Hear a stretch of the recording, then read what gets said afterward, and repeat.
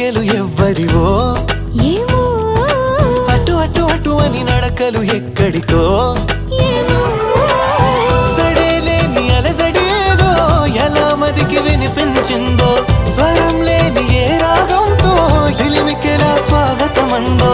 ఇలాంటివే తెలియక ముందే మనం మరే కథానిక మొదలైందో మనే కథానిక మొదలైందో ఇటు ఇటు ఇటు అని చిటికెలు ఎవ్వరివో ఏమో అటు అటు అటు అని నడకలు ఎక్కడికో